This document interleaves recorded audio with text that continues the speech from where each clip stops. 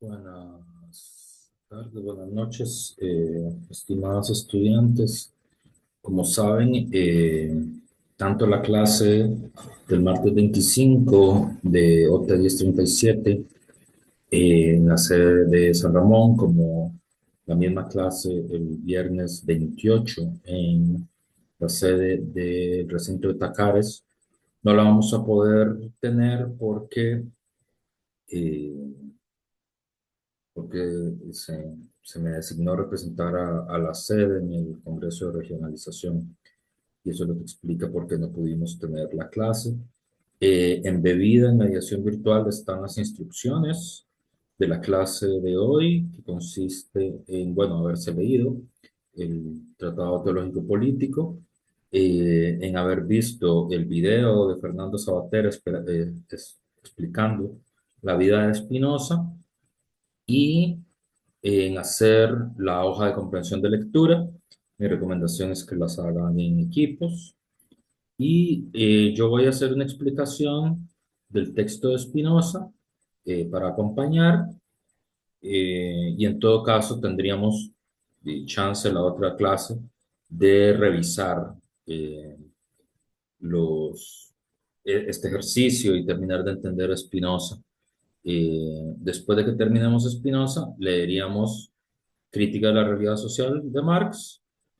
Luego leeríamos los textos sobre el materialismo histórico, sobre todo la ideología alemana, y luego el carácter fetichista de la mercancía y su secreto. El texto del carácter fetichista de la mercancía y su secreto todavía no está en la antología, que una de ustedes me ha preguntado sobre ello, pero estará pronto, probablemente mañana o pasado. Pero todavía falta mucho para esa lectura. Hoy nos vamos a, a concentrar en entender el texto de Spinoza, del Tratado Teológico Político. Lo primero que podemos decir es que el texto empieza con esta idea, ¿verdad? Si los hombres pudieran conducir todos sus asuntos según un criterio firme o si la fortuna les fuera siempre favorable, nunca serían víctimas de la superstición. Entonces ahí las ideas importantes son fortuna y superstición, ¿verdad? ¿Qué es la fortuna? Un encadenamiento de sucesos considerado fortuito, una circunstancia casual de personas o cosas, la suerte favorable, el éxito, la suerte de la riqueza. Esa es la fortuna, ¿verdad? Y la superstición es una creencia irracional que atribuye a determinados hechos una consecuencia positiva o negativa contraria a la razón o a la fe religiosa. La relación directa entre la necesidad de afrontar una incontrolabilidad de la vida y la presencia de supersticiones. Es decir, entre más incontrolable sea nuestra vida, más supersticiosos somos. Entre más control tenemos sobre nuestra vida, menos supersticiosos somos y menos comportamientos irracionales tenemos. Entonces, ¿qué es lo primero que señala Spinoza? Que justamente como nosotros no podemos conducir nuestros asuntos, eh, si la fortuna siempre no fuera favorable, pero la fortuna no siempre es favorable, siempre sucede que hay momentos donde la fortuna no es favorable. eh, si eso ocurriera, nunca seríamos víctimas de superstición porque todo nos saldría bien siempre. En la medida en la que vivimos en un mundo de necesidades, en un mundo donde la fortuna no siempre corre a favor de nosotros, ese es el soporte para entender las razones de la superstición. Aquí entonces tendríamos siete cosas que tenemos que retener de este primer argumento de Spinoza. Uno, la idea del criterio firme, que en este caso funciona como sinónimo de comportamiento racional, actitud racional. Digamos que Spinoza es un racionalista, por lo tanto para él lo más importante es un comportamiento adecuado entre la razón y nuestro actuar, ¿verdad? Entonces, el criterio firme es sinónimo de pensamiento racional, ¿verdad? Cuando tenemos un criterio firme es porque tenemos ideas claras y distintas y por tanto podemos actuar racionalmente frente al mundo, no sujetos al miedo, a la esperanza o la superstición. La fortuna, que es este encadenamiento de sucesos fortuitos, la superstición, que es esta creencia irracional, que atribuye a determinados hechos y cosas, determinadas circunstancias, ¿verdad? La urgencia de las circunstancias, como tal, la necesidad, sería el punto 4, criterio firme 1, fortuna 2, superstición 3, 4, urgencia de las circunstancias, 5, ansia desmedida de los bienes de fortuna, 6, las fluctuaciones entre el miedo y la esperanza, y 7, siete, la propensión que tenemos a creer cualquier cosa, ¿verdad? Dice en otro fragmento del Tratado Teológico Político, al inicio del texto, entre la esperanza y el miedo, la mayor parte de ellos, de los seres humanos, se muestran sumamente propensos a creer cualquier cosa. Entonces, ¿por qué creemos cualquier cosa? ¿Por qué tenemos comportamientos irracionales? ¿Por qué somos supersticiosos? Porque nosotros fluctuamos entre la esperanza y el miedo. ¿Qué es la esperanza? Aquí viene el punto 6, las fluctuaciones entre la esperanza y el miedo. La esperanza es un estado de ánimo que se presenta cuando se cree que algo deseado es posible. Va de nuevo. La esperanza es un estado de ánimo que se presenta cuando se cree que algo deseado es posible. Es un recurso que ayuda a enfrentar situaciones complicadas y a confiar en que las cosas mejorarán, ¿verdad? Un estado de ánimo que se presenta cuando se cree que algo deseado es posible, ¿verdad? El problema es cuando eso que deseamos no calza con las posibilidades reales. El miedo es una emoción desagradable, y esto es muy importante, porque Spinoza es sobre todo una filosofía que medita sobre las pasiones tristes y las pasiones alegres, ¿verdad? El miedo y la desesperanza son pasiones tristes, son pasiones desagradables, y el miedo es una emoción provocada por la percepción de un peligro real o un peligro supuesto, presente o futuro, o incluso pasado, ¿verdad? Eh, Y esto sería, digamos, otro de los elementos que nos hacen creer en cualquier cosa, ¿verdad? O de ser supersticiosos. La fluctuación permanente entre la ingenuidad de la esperanza y la fluctuación permanente hacia esta pasión triste, esta emoción desagradable que es el miedo, ¿verdad? Spinoza va a decir también que cuando las cosas van bien, los seres humanos poseen tal sabiduría que consideran injurioso que cualquiera les dé un consejo. Es decir, cuando la fortuna les corre a favor de ellos, las personas se sienten sabias, ¿verdad? Y no aceptan ningún consejo de nadie porque creen que la fortuna siempre va a estar del lado de ellos, ¿verdad? Pero cuando las cosas van mal, piden y siguen consejos que son frívolos y absurdos, ¿verdad? Cuando las cosas van mal, parece que nos inclinamos a, a consejos que pueden ser frívolos y absurdos, y el más ligero motivo, dice, los hace esperar mayores bienes o esperar mayores males, ¿verdad? Cualquier cosa nos hace creer que las cosas van a mejorar o que van a empeorar, ¿verdad? Estoy esperando que me asignen una beca o no, y mi hermana se dobla el pie. Entonces eso me hace pensar a mí que las cosas van a ir empeorando, ¿verdad? O estoy esperando una beca y aparece una paloma en el alféizar de mi casa. Entonces eso me hace pensar que las cosas van a ir bien, ¿verdad? O la mañana amaneció con un arco iris. Entonces eso significa que a mí me va a ir bien en el examen que tengo que enfrentar, ¿verdad? Eso es fluctuación entre el miedo y la esperanza, ¿verdad?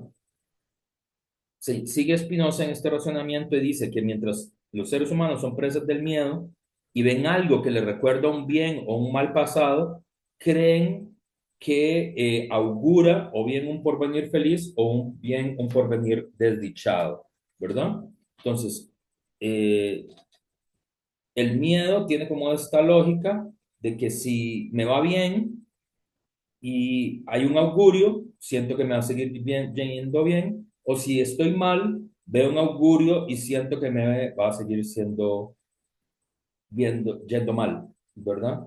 Y en el mismo texto dicen 100 veces los engañan, ¿verdad? El texto de Spinoza de eso, señala eso, 100 veces los engañan. Entonces aquí hay una pregunta clave para la teoría de la ideología que es, ¿qué explica que uno pueda ser 100 veces engañado? La pregunta no es por qué razones uno es engañado una vez. Hay muchas razones por las cuales uno puede ser engañado una vez. La ignorancia, la falta de información, no prestar atención suficiente a las cosas, no haber entendido bien un procedimiento, haberse confiado demasiado en un determinado procedimiento. Muchas razones. No es significativo que uno se equivoque una vez. La pregunta, y esta es una pregunta clave para la teoría de la ideología, es ¿por qué alguien puede engañarse 100 veces? ¿Verdad? Esta es la pregunta que hay que retener. ¿Cómo es posible que ante unas determinadas cosas uno aprenda una sola vez, pero en otra serie de errores uno se pueda engañar 100 veces al mismo respecto? Continuamos con el texto y Spinoza señala cómo el vulgo, ¿verdad? Los seres humanos que no se pueden dirigir con un criterio firme, cuando ven algo extraordinario, se llenan de admiración, consideran que es un prodigio, ¿verdad? Y que este hecho extraordinario, este prodigio, indica o bien la ira de los dioses, o bien la acción de una determinada deidad suprema, ¿verdad? De aquí es que viene la superstición, la actitud supersticiosa, que en el caso específico de Spinoza, la superstición es contraria a la fe. A pesar de todas las acusaciones que tuvo Spinoza y de su expulsión de la comunidad que leímos en la clase anterior, el Hayamín, el anatema que cayó sobre Spinoza, Spinoza no es un ateo, Spinoza es un panteísta, se le dice, es decir, para él, Dios y la naturaleza son lo mismo, ¿verdad? Y por lo tanto, la idea de la superstición, la idea del prodigio, no solo es contrario a las leyes de la naturaleza, sino es contraria a la fe misma, porque algo contrario a las leyes de la naturaleza, para Spinoza sería que algo es contrario a las leyes de Dios, porque Dios y la naturaleza coinciden, ¿verdad? Y la idea de que de alguna forma un hecho extraordinario ocurra, ¿verdad? Y este hecho extraordinario es un milagro, significaría que hay algo que es contrario a las leyes de la naturaleza, que son las leyes de Dios, ¿verdad?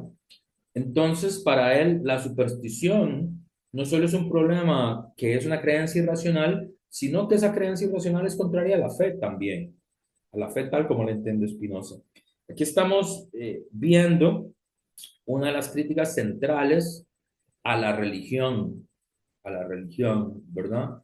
No desde una clave atea, sino desde una clave que intenta modernizar la religión para que se transforme en una especie de fe racional en los seres humanos y en la naturaleza.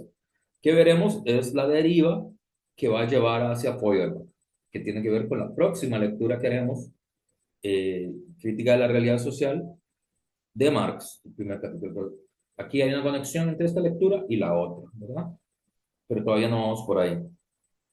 La idea esta de la superstición indica, por lo tanto, que hay cosas que podemos hacer que pueden aplacar a los dioses con votos y sacrificios. Es decir, que a través de los votos y de los sacrificios podemos de alguna forma aplacar la ira de los dioses que se ha expresado en forma de un prodigio, ¿verdad? Y no hacer esos votos o esos sacrificios le parece a los supersticiosos que es una forma de impiedad, ¿verdad? Eh, por eso es que Spinoza justamente va a decir que la superstición es contraria a la verdadera religión.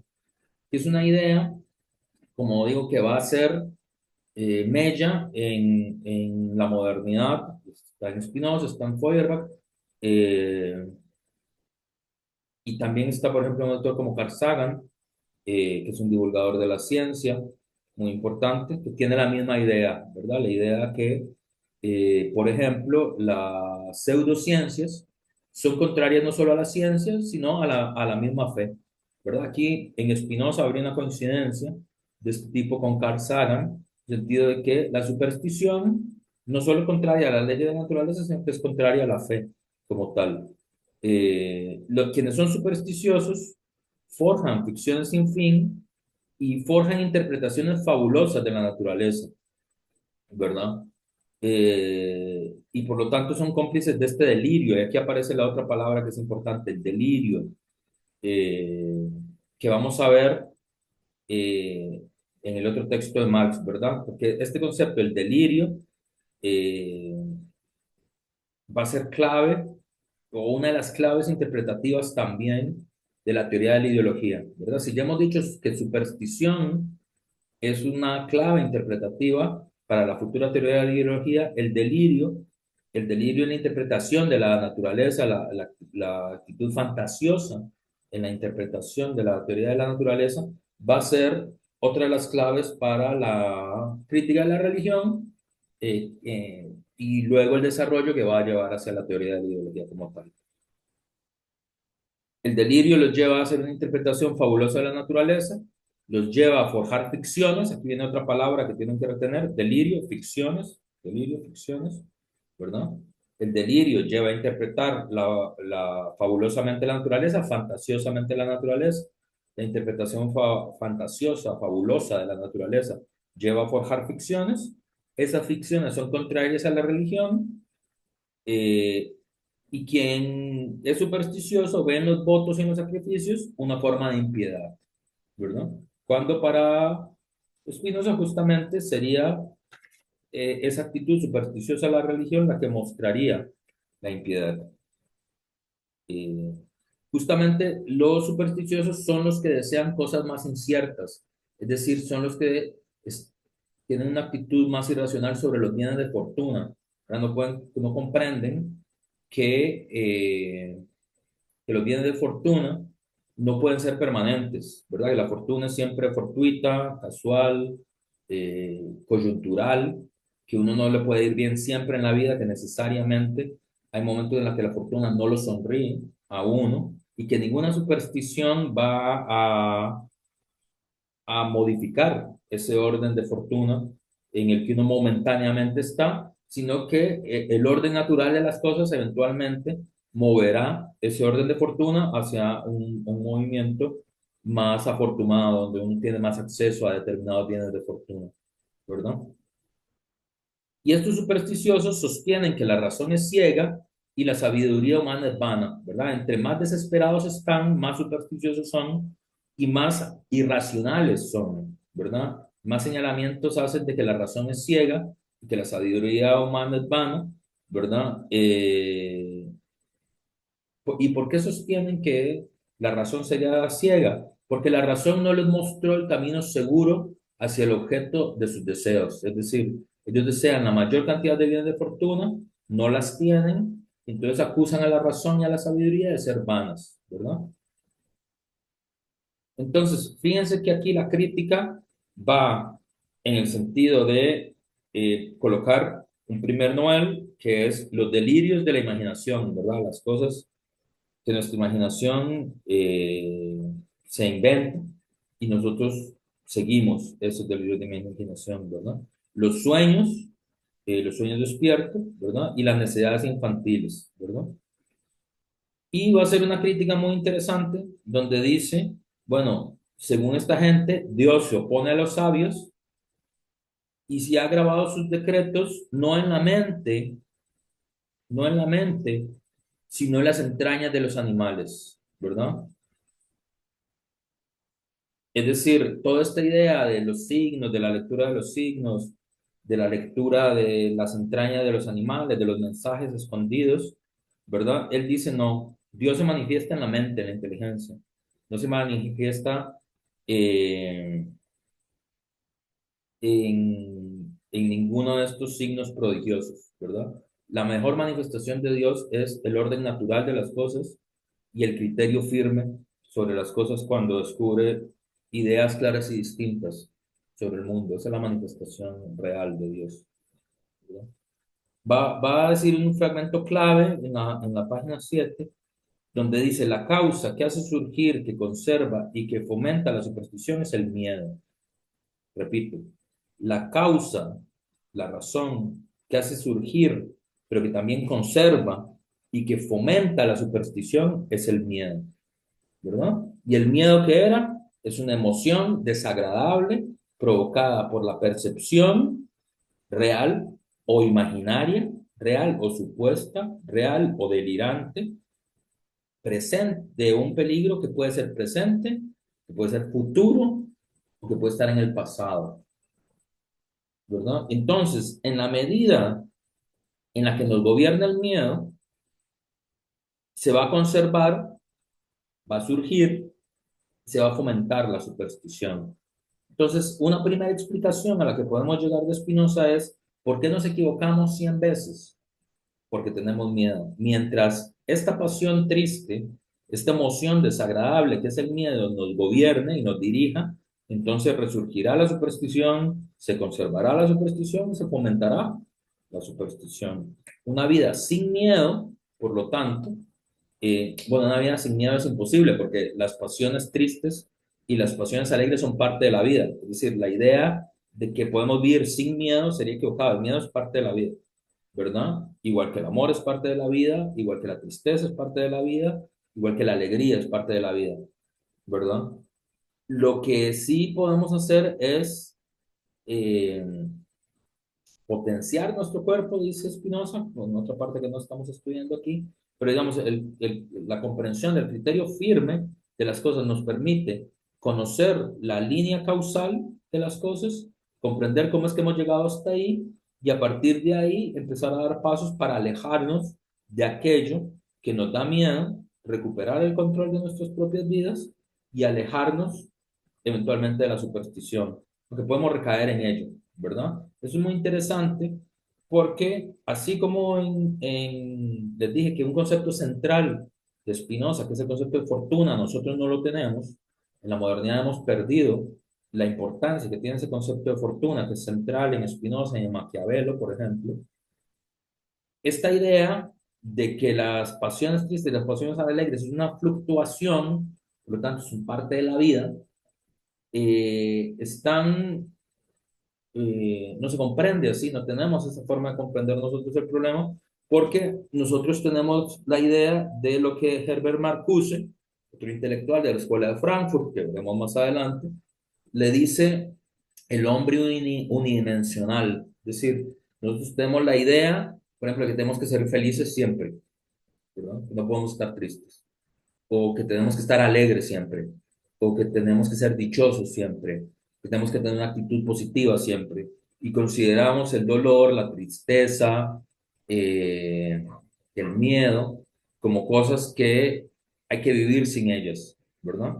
Por ejemplo, una expresión que utiliza mucho el movimiento feminista, que se entiende políticamente qué significa, ¿verdad? Tenemos derecho a una vida sin miedo, ¿verdad?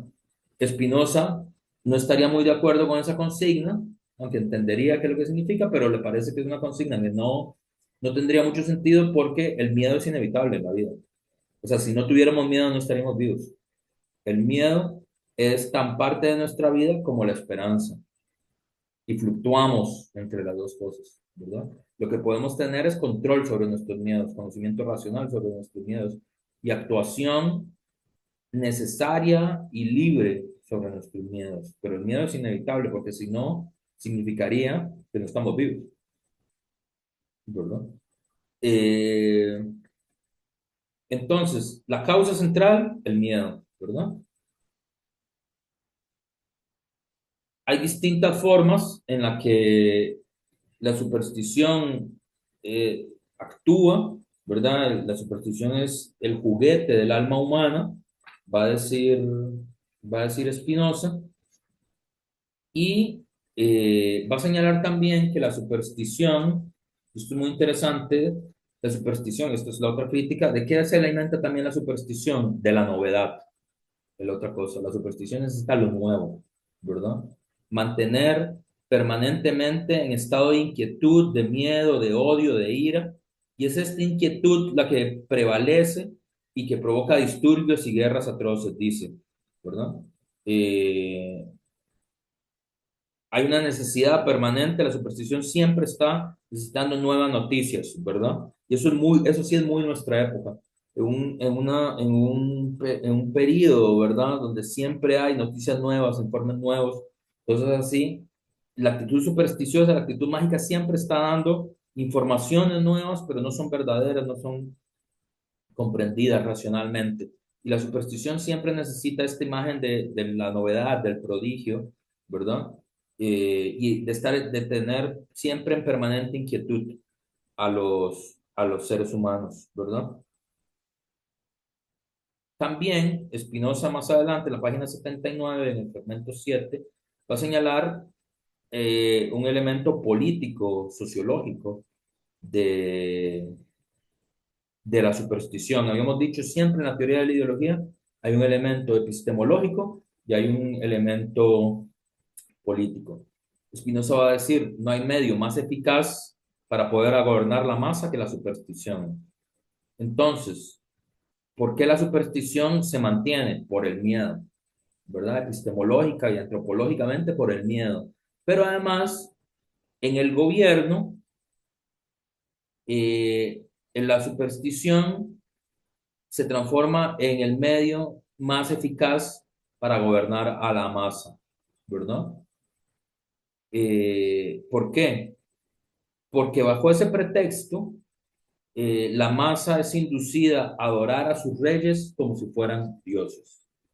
Y este es el elemento central para Spinoza, ¿verdad? Adorar a sus reyes como si fueran dioses. Este es el corazón de la religión entendida como superstición. Este es un elemento central de la crítica a la religión, ¿verdad?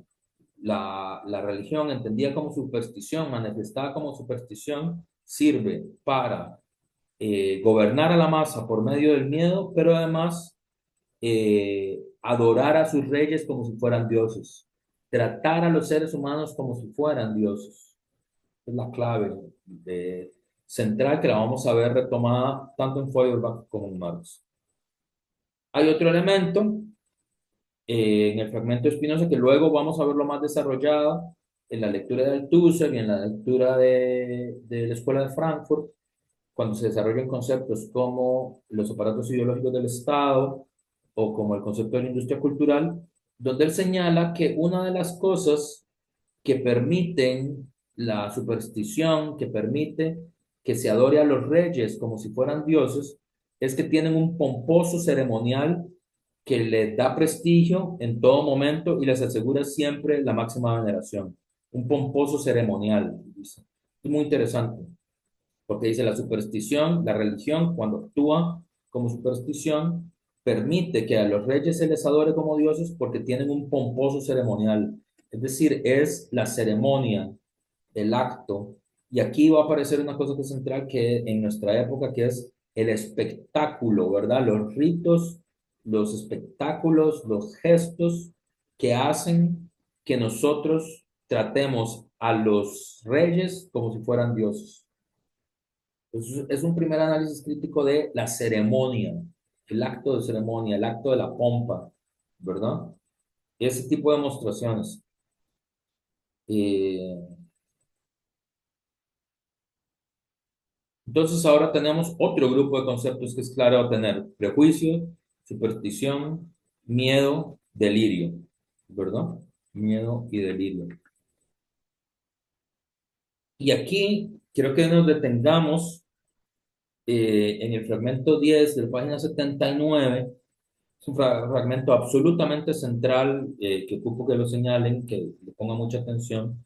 El fragmento dice esto, porque aquí hay un elemento clave de cómo interpreta Spinoza la crítica de la religión, y es un elemento clave para luego entender la teoría de la ideología, sobre todo la teoría de la ideología en clave altuseriana, ¿verdad? Dice, un fragmento largo, pero dice, ahora bien, el gran secreto del régimen monárquico, recuerden que estamos en 1670, solo hay monarquías, solo hay monarquía, no hay repúblicas, ¿verdad? La Revolución Francesa va a ser hasta 1789, la Revolución Americana 1776, las independencias de América Latina a partir de 1801, la independencia de Haití. La única revolución burguesa moderna que ha existido, el único parlamento exitoso que ha habido es el parlamento inglés, surgido de la revolución inglesa de 1642-48, ¿verdad? Es decir, estamos en un periodo de la historia humana, siglo XVII, donde no hay repúblicas democráticas, no existen. Solo han habido una o dos experiencias y las experiencias del mundo antiguo, ¿verdad? Estamos, todavía no estamos en el periodo de las revoluciones burguesas, solo hay reyes, ¿verdad? Y entonces dice el texto, ahora bien, el gran secreto del régimen monárquico y su máximo interés consiste en mantener engañados a los hombres y en disfrazar bajo ese especioso nombre de religión el miedo con el que se les quiere controlar, a fin de que luchen por su esclavitud como si se tratara de su salvación y no consideren una ignominia, sino el máximo honor, dar su sangre y su alma para orgullo de un solo hombre. Regreso en el texto que no tiene pierde. Ahora bien, el gran secreto del régimen monárquico y su máximo interés consiste en mantener engañados a los hombres y en disfrazar bajo este especioso nombre de religión el miedo con el que se les quiere controlar a fin de que luchen por su esclavitud como si se tratara de su salvación y no consideren una ignominia, sino el máximo honor, dar su sangre y su alma por orgullo de un solo hombre. Entonces, aquí estamos viendo en un fragmento, antes de que se invente la teoría de la ideología, una descripción de cómo funciona la ideología. Porque el primer término importante es el gran secreto, ¿verdad? Secreto, y luego vamos a ver que, por ejemplo, en Marx va a hablar del fetichismo de la mercancía y su secreto. La palabra secreto ahí es muy importante. El secreto es algo que se sabe, es algo que, perdón, el secreto es algo que no se sabe, es un secreto. ¿Qué es un secreto? Algo que no se sabe, ¿verdad? Eh, ¿Cuál es el secreto de la familia? Di algo que no sabemos de la familia, ¿verdad? Algo que no se sabe, pero es muy importante porque hay muchas cosas que no sabemos, pero un secreto es algo que no se sabe, pero que determina la cosa y que facilita la ilusión y que engaña y que impide que se conozca la cosa. Esto es un secreto, ¿verdad? No, el secreto no es lo mismo que la ignorancia. La ignorancia es otra cosa, luego podemos hablar de la ignorancia, pero un secreto es algo que no se sabe, pero eso que no se sabe determina la cosa, facilita la ilusión y facilita el engaño e impide que se conozca la cosa como real. ¿Y qué es la cosa de la que está hablando ahí Spinoza? La cosa que está hablando es el fundamento del poder político. Ahora bien, el gran secreto del régimen monárquico y su máximo interés consiste en mantener engañados a los hombres y en disfrazar bajo ese especioso nombre de religión el miedo con el que se les quiere controlar. Este es el secreto. ¿Cuál es el secreto? El secreto de la monarquía, que en ese momento es el único poder político que existe. ¿Qué está develando? ¿Qué es la cosa? ¿Qué es el poder? ¿Cuál es el secreto del poder? ¿Verdad? Aquí también piensen en el traje nuevo del emperador. ¿Cuál es el secreto del traje nuevo del emperador? Que es un engaño, que no hay nada. Ese es el secreto, ¿verdad? Eh, y como no hay nada, el emperador está desnudo, ¿verdad? Algo que no se sabe, pero que determina la cosa. Por eso es que Marx habla de el secreto del fetichismo de la mercancía, ¿no? El fetichismo de la mercancía y su secreto. Es decir, algo que no se sabe, pero que es determinante para la cosa. El secreto de la familia, ¿verdad? Que es, no sé, que el papá en realidad tiene otra familia, o que el papá no es realmente su papá, o no sé, o que cualquier cosa, el secreto que sea la familia.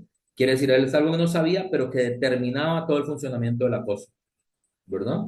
El secreto de la magia, ¿verdad? Que es cómo hago para yo engañar, ilusionar a la gente, ¿verdad? El secreto de un artefacto es cómo funciona, pero yo no, eso cómo funciona es cómo determina toda la cosa, ¿verdad? Entonces ahí la palabra secreto es absolutamente clave y necesaria en Spinoza, ¿verdad? El secreto del régimen monárquico, que es el secreto del poder. Eso es lo que está hablando Spinoza. ¿Cuál es el secreto del poder? ¿Verdad? Eh, ¿Cuál es el secreto de las instituciones? ¿Verdad?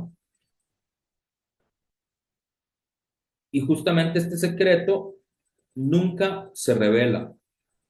¿Por qué? Porque sería contrario al interés del poder de las instituciones. O sea, hay una relación entre el secreto y el interés. Por eso ese secreto se mantiene. ¿Por qué? Porque si no, no es posible mantener el interés. ¿Por qué no se revela el secreto del poder? Porque si no, el poder no se podría mantener. ¿Verdad? Y ese secreto es el que permite mantener engañados a los hombres. ¿Verdad? Aquí otra pregunta, nuevamente. ¿Cómo se mantiene engañado a los hombres? ¿Verdad? Porque no es posible, uno puede engañar a alguien una vez, pero ¿cómo los mantiene engañados? La respuesta es el miedo. El miedo es lo que permite mantener engañado a las personas, ¿verdad? El miedo es lo que sostiene la superstición permite, eh, mientras haya miedo, la superstición va a volver a funcionar y el engaño de la magia, ¿verdad? El engaño de la ilusión se va a mantener. Eh, Justamente hay que disfrazar, encubrir esto que no se quiere que realmente se sepa, ¿verdad? Entonces, la religión dominante, la religión entendida como superstición, sería un disfraz, ¿verdad? Sostenida por el miedo.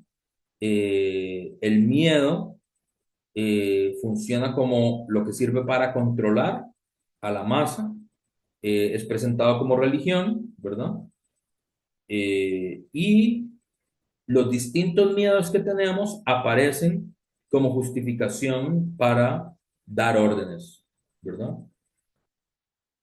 Fíjense que en el orden ideológico, siempre que aparecen nuestros miedos, sirven para justificar el orden, ¿verdad? El orden actual, el status quo. Entonces, los individuos malvados, los inescrupulosos, la violencia azarosa, el caos, los tabús, ¿verdad? Todo eso nos da miedo y por eso preferimos el orden, ¿verdad? Y también, no solo en la religión, está muy cargado esta idea del miedo a que Dios nos castigue, al miedo a que Dios se enoje de nosotros, el miedo a que Dios destruya nuestra ciudad, como en Sodoma y Gomorra, ¿verdad? El miedo a desatar la ira de Dios.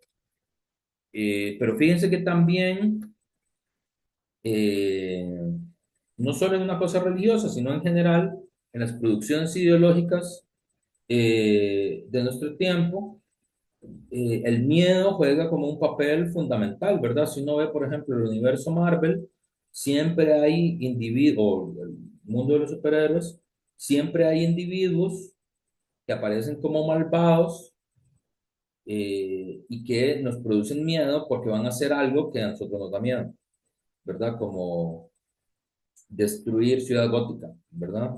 O destruir el universo, o acabar con los recursos. Siempre hay como un individuo malvado que quiere hacer algo que nos da miedo, ¿verdad? Y por eso estamos del lado como de los superhéroes siempre. Pero eso esconde, ¿verdad? Esconde, es un nombre para esconder el miedo. Entonces aquí podríamos tener una primera idea de qué puede significar ideología. La ideología es un nombre con el cual se esconde el miedo, con el cual se domina al vulgo, con el cual se domina a las masas. Ese nombre puede ser religión, como en el caso de Spinoza, pero ese nombre también puede ser democracia, o también puede ser civilización. ¿Es un nombre para qué? Para esconder el miedo con el que se quiere controlar, ¿verdad? Cuyo objetivo central, y aquí está, por eso este fragmento es tan lindo de Spinoza. ¿Para qué se hace ese miedo? Para que la gente luche por su esclavitud como si se tratara de su salvación. Ese fragmento es capital, absolutamente capital en la lectura y yo les pido que les pongan mucha atención a ese fragmento. Porque la clave del régimen monárquico es hacer esto, pero ¿para qué? Para que los seres con miedo luchen por su esclavitud como si se tratara de su salvación. Y eso es muy importante porque La ideología no es una manipulación, no es una manipulación pasiva. Ojo con eso. La ideología que Spinoza está pensando en la religión, que es la única ideología dominante en su periodo, no han surgido las películas, el cine, todas estas cosas que nosotros tenemos, la publicidad, la industria cultural, los aparatos ideológicos del Estado, todo eso no hay que esperar hasta el siglo XX para que ocurra. La que existe en el siglo XVII es la religión, pero dice que la religión hace, la monarquía, usa esta religión entendida como superstición, ¿para qué? Para que la gente luche por su esclavitud, esté dispuesta a morir, a pelear hasta el fondo, como si se tratara de su salvación. Es decir, es alguien que lucha a muerte por mantenerse esclavo. Esta es la idea. Es decir, los sujetos son activos, no son pasivos, son activos. Parte de la ideología es que usted haga algo activamente. No es una cosa pasiva, no es una cosa manipulada, no es una cosa donde los sujetos no hacen nada, no, los sujetos luchan activamente por su esclavitud. Hay una actividad, no hay una pasividad, ¿verdad? Por eso eh, todos los grandes documentos ideológicos tienen ese elemento, ¿verdad? Que podemos ver en películas como They Live o en El Anillo del Pavo Real, que les comenté en el pasado, o en el Antiguo Testamento, en la salida de Israel, ¿verdad? Ahí podríamos tener tres piezas documentales donde uno puede ver cómo la gente lucha por su esclavitud como si fuera su salvación, ¿verdad? Como si fuera su salvación. Entonces, y presentan, ¿verdad? Eso, luchar a muerte por su esclavitud, como si fuera el máximo honor cuando es su máxima ignominia, ¿verdad? Eh, Porque derraman su sangre y su alma por el orgullo de un hombre, ¿verdad? Es decir, es una glorificación de la muerte, una primacía de la muerte sobre lo vivo, ¿verdad? Presenta como si fuera el máximo honor morir por eso, cuando es más bien la más alta de las ignominias. Y este elemento eh, es justamente otro elemento que vamos a ver cómo se desarrolla en Marx, como la primacía, como hay una primacía de lo muerto sobre lo vivo. En las ideologías siempre hay una primacía de lo muerto sobre lo vivo, de lo abstracto sobre lo concreto, ¿verdad? Que podemos ver con más detalle después. Esto es contrario a la libertad de todos, ¿verdad? Y es adueñarse del libre juicio de cada cual mediante prejuicios. eh, y las opiniones sobre asuntos teóricos son tratados y juzgados como si fueran delitos, ¿verdad? Yo creo que estos elementos que les estoy señalando son sin duda los elementos centrales que podemos encontrar en el pensamiento de Spinoza, eh, y que son elementos, digamos, que luego se van a desarrollar con muchísimo más en las teorías de las ideologías contemporáneas.